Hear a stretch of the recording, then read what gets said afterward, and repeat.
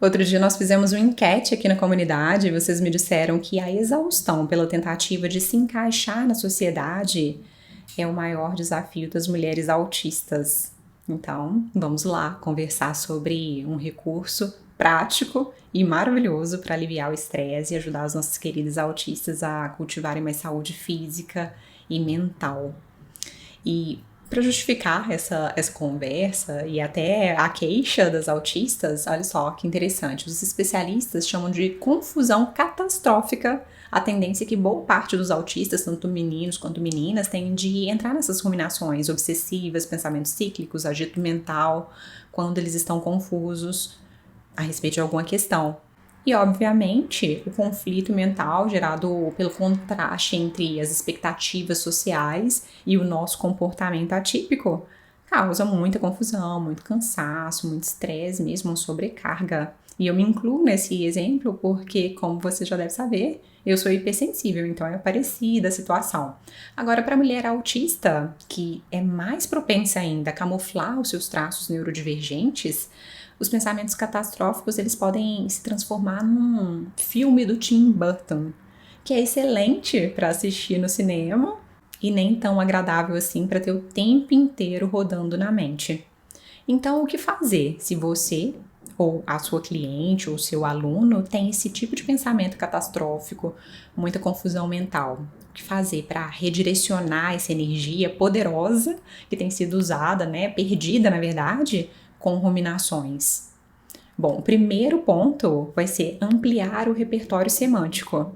As minhas clientes costumam ter um vocabulário muito rico, elas escrevem vários artigos científicos e falam muito bem sobre o hiperfoco delas, mas uma dificuldade muito frequente das autistas está em falar dos seus próprios sentimentos. Aí as palavras fogem quando elas vão tentar explicar o que elas sentem, o que elas querem, ou quais são os conflitos emocionais delas. E essa dificuldade atraiu tanto a atenção dos pesquisadores que ganhou até nome científico, que é a alexithymia. E isso não é exclusivo dos neurodivergentes, não. Acontece com neurotípicos também. E a alexithymia significa a incapacidade de expressar as próprias emoções. E essa dificuldade causa uma elevação gigantesca da ansiedade. Mas isso não precisa ser assim sempre, porque a maior parte das pessoas consegue cultivar, treinar essa habilidade de expressar as próprias emoções, consegue fazer isso facilmente. E, inclusive, eu vou compartilhar aqui com vocês um recurso excelente que tem sido utilizado pelas equipes do Canadá, do Reino Unido, da Califórnia, equipes bastante conceituadas que trabalham com mulheres autistas, meninas e adultas. E o recurso é simplesmente oferecer às nossas clientes um quadro com as emoções, que é uma lista de palavras para facilitar a expressão dos sentimentos delas. E assim a pessoa pode nomear o que ela estiver sentindo. E nomeando, ela consegue organizar melhor os pensamentos e comunicar mais facilmente também as próprias necessidades. Isso facilita a vida dela e limpa a mente. E agora, por que esse quadro funciona de verdade? Porque a confusão mental muitas vezes vem da dificuldade de ver sentido numa situação da vida.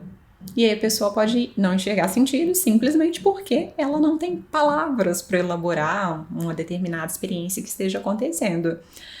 E eu não sei se é verdade, mas dizem que os índios aqui no Brasil, eles não enxergaram as caravelas quando os portugueses chegaram aqui. E eles não viram as embarcações porque elas não faziam parte da realidade deles. Eles não tinham palavras para aquilo. E por outro lado, olha só que interessante. Os polinésios, eles têm muito mais palavras para representar os tons de azul e de verde, muito mais palavras do que nós aqui, porque as nuances da coloração do mar são muito significativas na vida deles, para alimentação, para o transporte. Ou seja, se alguém lá na Polinésia nos perguntar qual é a cor do mar, a gente vai dizer azul, azul claro, turquesa, porque basicamente são essas as palavras que a gente tem disponível no nosso repertório.